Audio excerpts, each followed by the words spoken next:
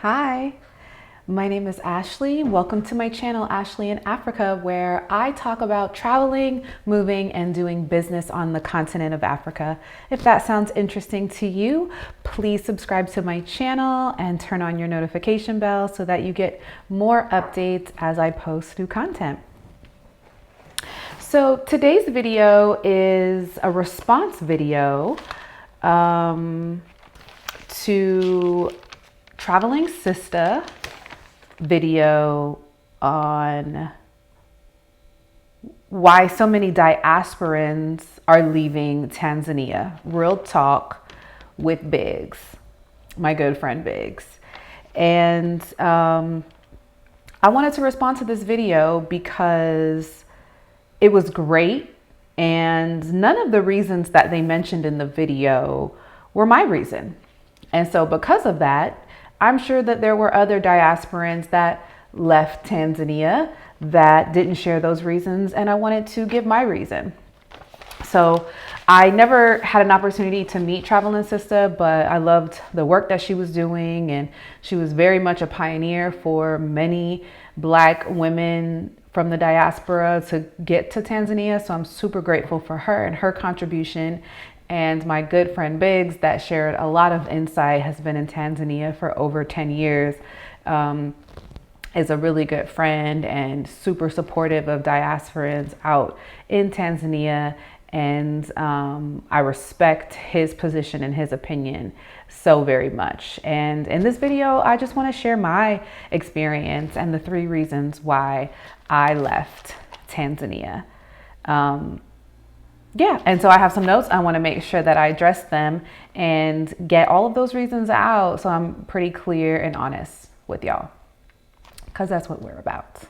Okay, so if we make it to the end of the video, I'll share something pretty cool, which is another reason why I will always love Tanzania. All right, so let's get started. And so the first thing that I want to say is I love Tanzania. Naipenda sana Tanzania. That's a little Kiswahili. Your girl picked it up. Yes, she did. I absolutely love Tanzania.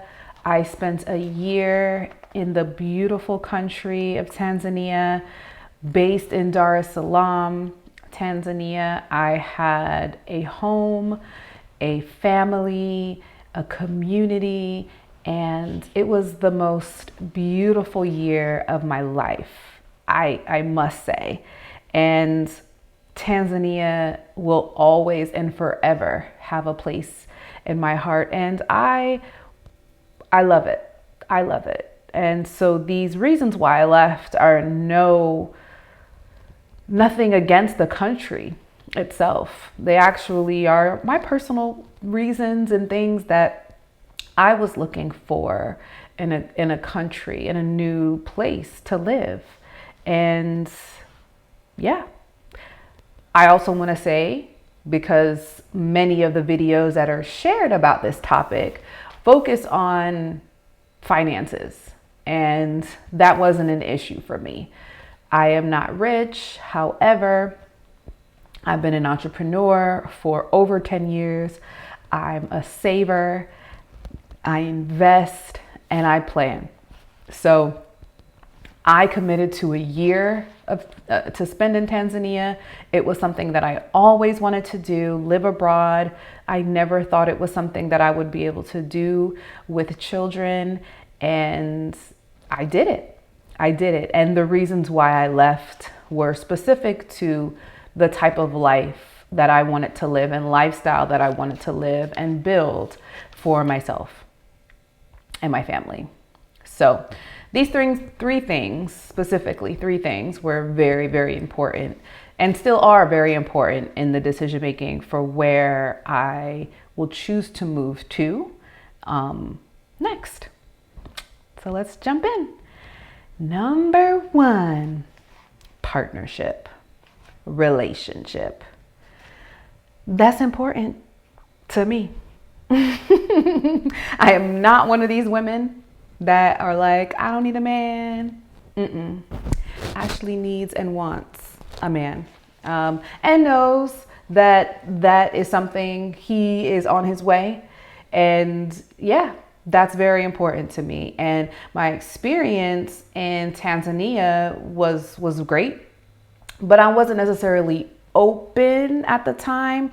My whole purpose in going initially was to rest, to reset, and to focus on myself and rebuild myself from the inside out so that I could be this divine feminine woman that I am, and the best representation of what that looks like for my two girls.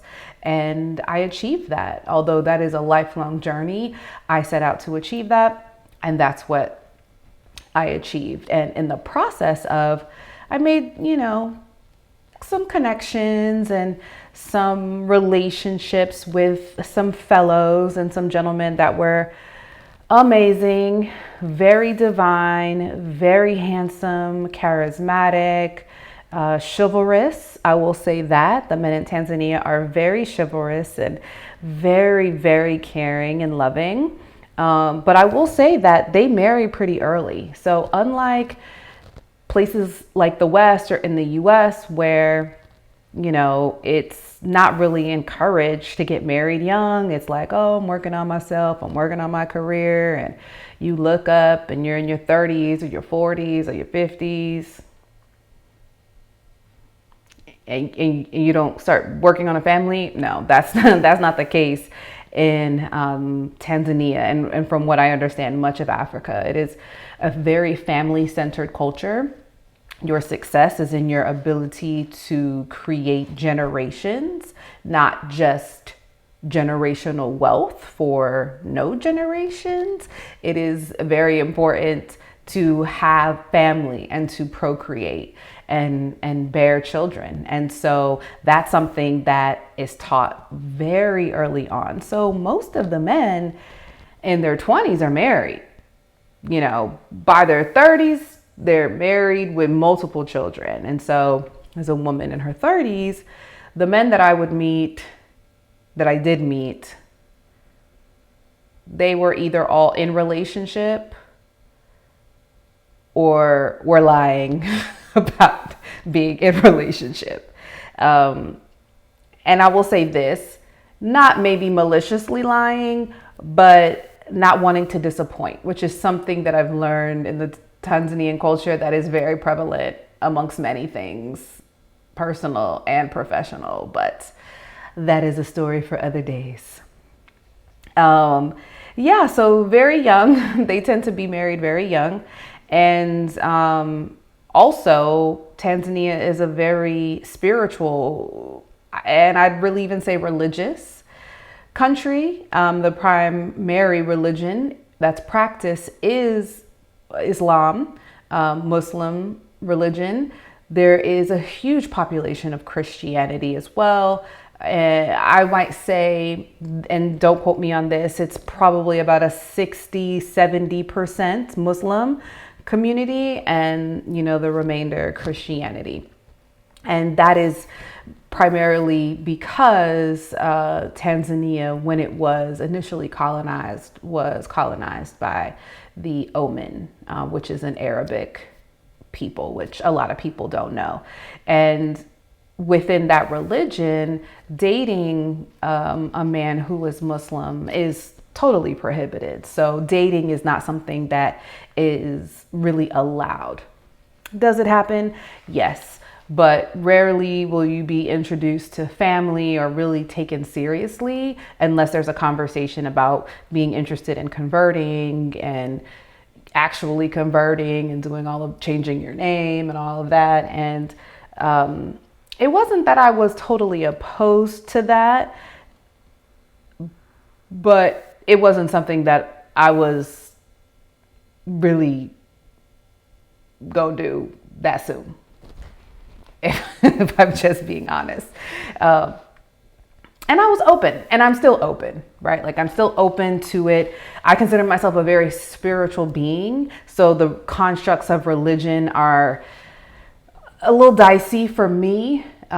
Spiritually, I am whole and I believe in God and all of those things. And we'll address those topics maybe in a later video if it's of interest. But subscribing and converting to a religious construct is just not something that I see in my future.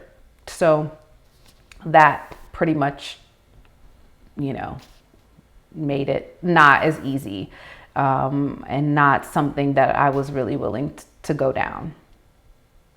And then the last thing was lifestyle of the partner that you're choosing or that's choosing you. And I will say this, I'm a professional woman. I have traveled the world. I enjoy some of the finer things as an elegant lady.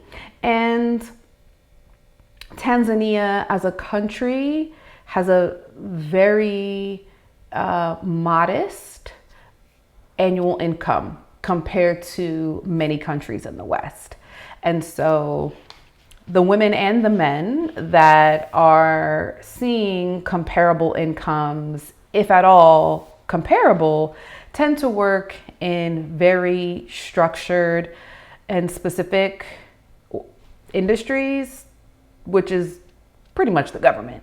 And if you got a government job in Tanzania, you're balling, you're doing very well, and you were probably married right before you got your first check. So again, most of those men in those roles, earning those type of incomes, living that type of lifestyle that I was familiar with, were taken. And so that wasn't my thing. And if they weren't taken, they were probably, again, not trying to disappoint.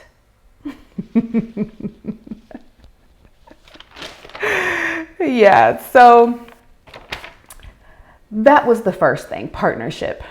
Very important to me. And it just wasn't something that I saw being possible for me in Tanzania. Did I experience all the men in Tanzania? No, absolutely not. I was only there for a year. And also my focus wasn't on dating and being out there. So who knows? That could totally be wrong. So leave it in the comments if that wasn't your experience, but that was mine. And I'm happy to share or discuss more. The second thing for me that I was missing overall, if I'm being honest, were some lifestyle luxuries. So as I mentioned, I like the finer things as an elegant woman, and things and experiences for me are just a part of the lifestyle that I have created for myself and wish to share, continue to share with myself and my children. And some of these included, spas and fine dining experiences and, an ability to throw on a YSL pump and, a satin dress for a private dinner or for a private party. I was missing those things, and call it what you want, but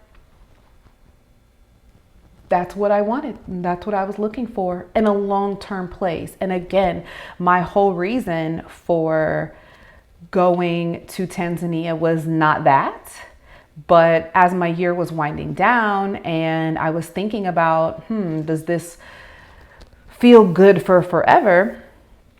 For me, that wasn't present and a present opportunity given the lifestyle that I was currently living. And hey, again, I wasn't connected into that community, and I'm sure there are plenty of fabulous private parties and dinners. I had, my fantastic landlord that would talk to me often about attending certain events, and my business partner was constantly going to events. And so again, maybe I just missed out, and prematurely jumped the gun there. But for me, those weren't things that I felt were readily available just for a random Tuesday spa day, which, you know, I enjoy indulging in from time to time. But I will say that there were luxuries in Tanzania that aren't even considered luxuries there, that would be considered luxuries in the US, like fresh organic produce, without the term organic, because there's no such thing as organic in Tanzania. It's all organic, it's all natural, delivered to my home daily, on demand. That was a luxury, as well as living and full-time cleaning and childcare help. That luxury is priceless and something that I desperately miss and am looking forward to getting back to once we return to the continent. And these things, I think, overall are luxuries that exist on the continent. And they're things that we're just not culturally used to in the US. Cool. So the next thing, and final thing, which for me is really important as an investor and an entrepreneur, was the business climate. And I will tread lightly here, because colonization happened all over the continent. Some countries were exempt, like Ethiopia, which is the only one that I know of. And if there are others, please put them in the comments. I am fascinated by the countries that were able to be very sovereign in that way and protect themselves from colonization. And the late, great Dr. John Magufuli, the former president of Tanzania, who was the president upon myself and my daughter's arrival, was very committed to the sovereignty of Tanzania as a country. And that meant that he wasn't with the cap, okay? He wasn't having it. And a lot of the taking advantage of that wasn't happening in Tanzania. And rightfully so. I mean, there was a sovereignty. He was protecting the people. He was protecting the country. And he was criticized for it. And so that type of red tape, for good reasons, made it difficult for foreigners like myself to come and actively invest and engage. That looked different in terms of visas and process and procedures. But overall, being a business owner means you must be in partnership with a national citizen of Tanzania, and owning land meant that you must be either married or in relationship professionally with an entity that is owned by a business. I mean, there are a lot of ways to get around some of this bureaucracy. And I'll say that because I was successful in starting a business in Tanzania. In fact, I started a wholesale and exporting business of high value crops, including avocados, tomatoes, pineapples, flowers, and also coffee. And I have a fabulous business partner who is Tanzanian, who is amazing and was really supportive in the process, and we learned together. And so his partnership was invaluable for so many reasons, but it was also a part of the process that was required of me as a foreigner to do business in Tanzania. And so if you got to the end of this video and realizing, that I will always love Tanzania, continue to do business in Tanzania because I have a business, and continue to return to Tanzania because I absolutely love it. I love the culture, and in this place in my life where I have 2 young girls and would like to settle somewhere on the continent, the things that I'm looking for, although maybe minute to some, were very imperative in me leaving a country that I've grown up in and the only place that I knew. It means that I must be comfortable enough to not only be a feminine woman, but also a fantastic mother and a successful businesswoman, to be able to contribute and give back to a place that has given us so much and will continue to be the future of our next generation. So I hope you enjoyed the video. If you did, please like it, share it with a friend, and leave me some comments on your thoughts about maybe your experience in Tanzania, or some of the questions that you have about Tanzania. And if I can answer them, I will. I look forward to talking to you soon. Bye.